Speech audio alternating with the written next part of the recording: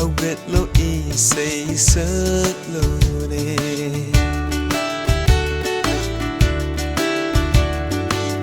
he thawai aigi thawai haugatlo isay saklone thagatna si jat singi maraka thagatla si seng thoi ra ba mapu thagatla si jat singi maraka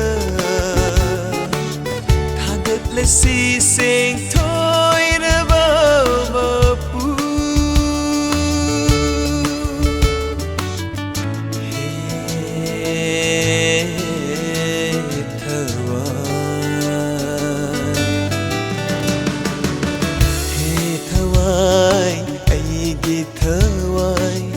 haugatlo isay saklone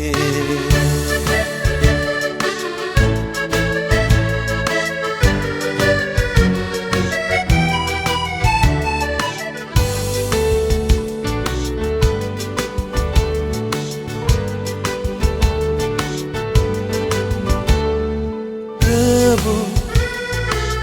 nang khaktana aigi lambene Prabhu nang khaktagini aigi punsi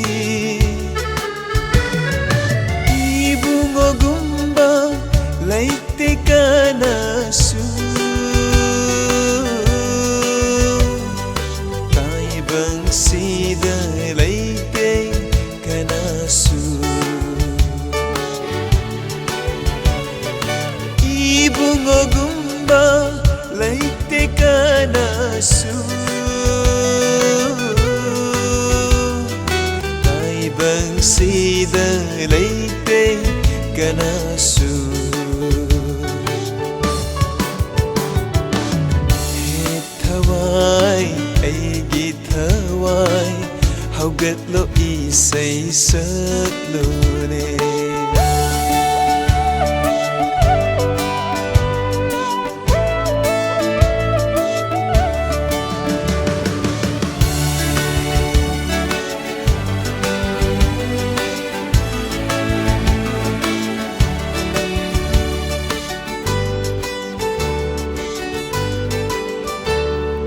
Kanglaba upalgum oirami ai kananasu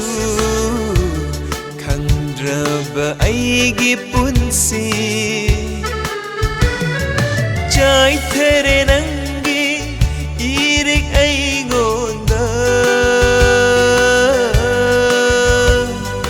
chunglakle anauba ashagi mayo chai there nangi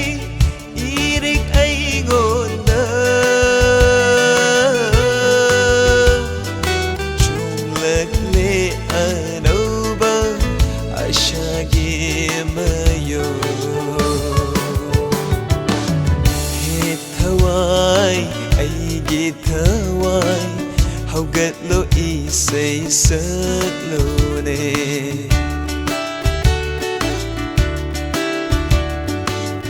he thawai aigi thawai haugatlo isay saklone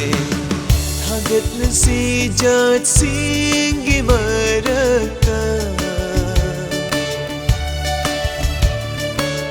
thagatla si seng thoi ra ba mapu thagatla si jat singi maraka thagatla si seng